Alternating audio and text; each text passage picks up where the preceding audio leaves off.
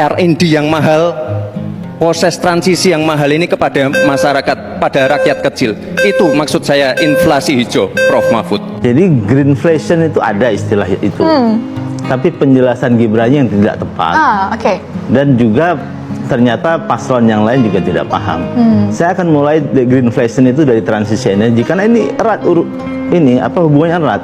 Karena saya melihat pemahaman ketiga paslon terkait transisi energi juga nggak pas, saya lihat daripada pemaparan yang tadi. Nah, itu greenflation yang dimaksudkan, yang dalam definisi yang benar, bukan seperti green inflationnya versi Gibran, adalah terjadinya kenaikan biaya di dalam proses pengelolaan energi hijau karena adanya konversi yang dari pangan, misalnya dari pangan menjadi, anggaplah dari minyak sawit yang tadinya dijadikan minyak goreng akhirnya dijadikan biodiesel misalnya, atau kemudian dari jagung yang tadinya diolah jadi pangan kemudian diolah menjadi bioetanol. Akhirnya kan biayanya menjadi meningkat, ya, menjadi meningkat, tidak lagi murah. Kenapa? Karena korporasi besar yang bermain, petani tidak bisa lagi bersaing untuk menanam jagung disuplai ke perusahaan-perusahaan energi, pada akhirnya ya rusak pertanian. Akhirnya itulah yang muncul di beberapa negara, para petani demo dan lain sebagainya. Terjadi konflik antara pangan dan energi yang menyebabkan terjadinya peningkatan biaya energi yang kita sebut sebagai green inflation atau greenflation. Nah, ini yang kita maksudkan. Nah, cuma penjelasan dia itu yang jangan-jangan juga tidak paham juga gitu kan, mendapatkan istilah tidak memahami konteks. Lantas sebenarnya apa bedanya inflasi hijau dengan ekonomi hijau? Greenflation merupakan singkatan dari dua kata, yakni green hijau dan inflation inflasi.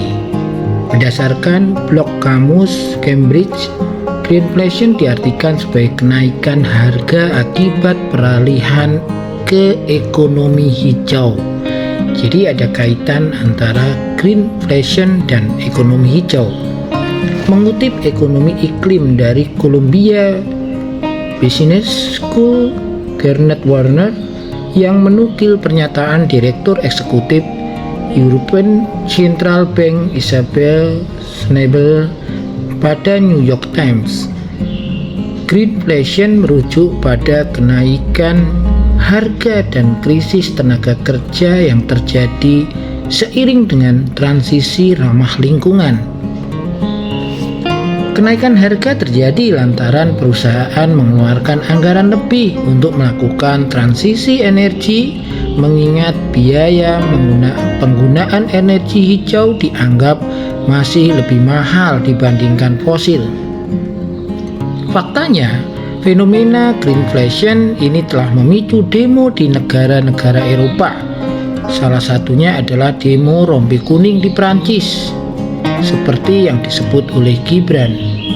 Sementara itu, ekonomi hijau adalah konsep ekonomi yang bertujuan meningkatkan kesejahteraan dan kesetaraan sosial masyarakat, sekaligus mengurangi risiko kerusakan lingkungan. Ekonomi hijau juga dapat diartikan sebagai suatu sistem ekonomi yang berusaha mengurangi emisi karbon dan dampak negatif lainnya terhadap lingkungan. Hal tersebut dapat dicapai dengan penggunaan sumber daya alam secara hemat, mengurangi limbah dan polusi, serta mempromosikan penggunaan energi terbarukan dan teknologi bersih.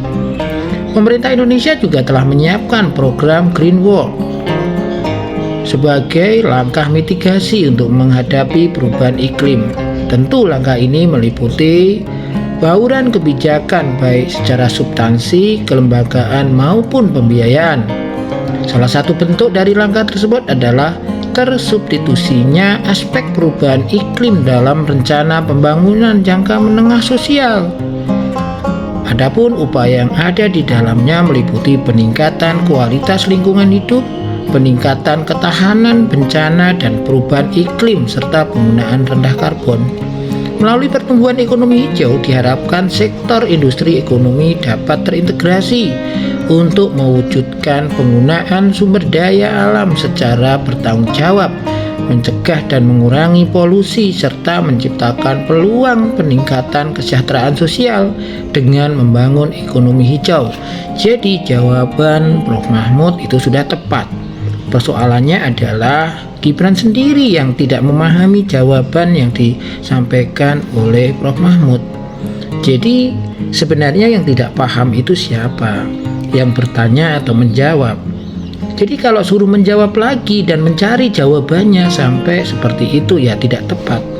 Karena sebenarnya jawaban itu sudah ada dan jelas.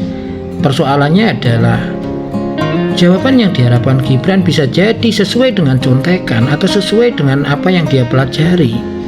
Itu persoalannya, sehingga menganggap belum terjawab atau tidak ada jawaban, sehingga dia mencari-cari jawaban itu dengan gaya seperti anak kecil.